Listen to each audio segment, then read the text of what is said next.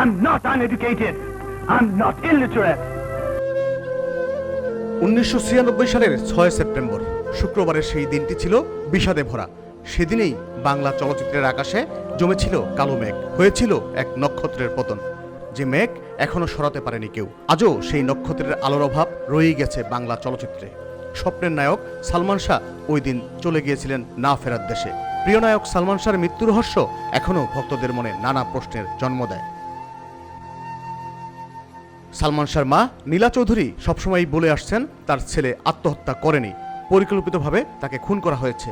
অন্যদিকে police bureau of investigation PBI জানায় সালমান শাহ আত্মহত্যা করেছিলেন, তাকে হত্যা করা হয়নি।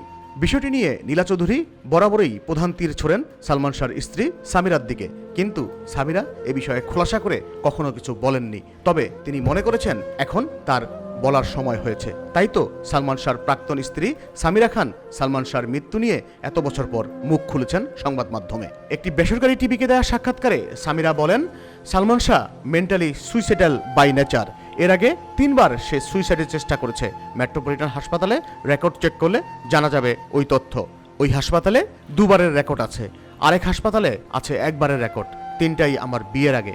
3টা ঘটনাই আমি জানি। একবার মায়ের সঙ্গে ঝগড়া করেছিল, আরেকবার আমাকে বিয়ে করতে রাজি করানোর জন্য, তৃতীয়বার ওর কিছু একটা হয়েছিল, সেটার জন্য এমনটা করেছিল। নীলা চৌধুরীকে নিয়ে সামিরা বলেন, উনি আমার শাশুড়ি ছিলেন, কিন্তু আমি বলতে পারি ওনার সঙ্গে কেউ থাকতে পারবে না। দেখতে সুন্দর হলেও ওর মনটা অনেক অসুন্দর, খুবই প্রতিশোধপরায়ণ মহিলা। আমাকে বিয়ের আগে বেশ আদর যত্ন করত, কিন্তু বিয়ের পর শুরু হয় নির্যাতন। আমার গায়ে পর্যন্ত হাত তুলেছে। যেদিন তিনি আমার গায়ে হাত তোলেন সেদিন ইমন ছিল বান্দরবন শুটিংয়ে। এই কথা শুনে ইমন সবকিছু ফেলে রওনা দেয়। ঢাকায় ফিরে আমাকে নিয়ে ইস্কাটনের আলাদা বাসায় ওঠে। সালমান শাহর নায়িকা প্রসঙ্গে সামিরা বলেন, ইমন সবসময় কেন্দ্রীয় চরিত্রে থাকতে চাইতো, ওভাবেই ওই ছবির গল্প চুজ করত। প্রথম সিনেমা কিয়ামত থেকে কিয়ামতে কাজ করে মৌসুমীর সঙ্গে, ওদের জুটিটা ছিল অসাধারণ। ছোটবেলার বন্ধু প্রসঙ্গে কথা উঠলে সামিরা বলেন, মৌসুমীকে এমনটা বলতে শুনেছি, কিন্তু ইমন এরকমটা কখনো কিছু বলেনি আমাকে। তবে ওদের জুটিটা ভালো ছিল, দর্শকও পছন্দ করেছিল। কিন্তু সমস্যাটা তৈরি হয় নীলা চৌধুরীর জন্য। প্রয়াত সোহান ভাই তার সাক্ষাৎকারের বিষয়টি বিস্তারিত বলেছেন। একটি বাথরুমকে কেন্দ্র করে মৌসুমীর মায়ের সঙ্গে সমস্যা তৈরি হয় নীলা চৌধুরীর।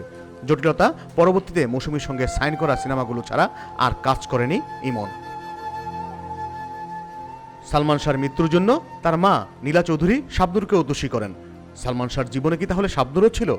প্রেমের গুঞ্জন কি তাহলে সঠিক? বিষয়টি নিয়ে সামিরা পরিষ্কার করেন।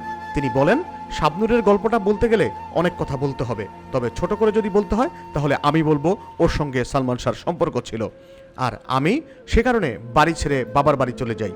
আমাকে নিতে এলেও আমি যাব না বলে দিই, কিন্তু পরিবার আর সালমান শাহর প্রচেষ্টায় আবার ফিরে আসি। কিছু শর্ত ছিল আমাদের। শাবনূরের সঙ্গে সে কোনো সিনেমা করতে পারবে না, যেগুলো সাইন করা ছিল সেগুলো ব্যতীত আর কোনো নতুন সিনেমা করতে পারবে না শাবনূরের সঙ্গে ইমন।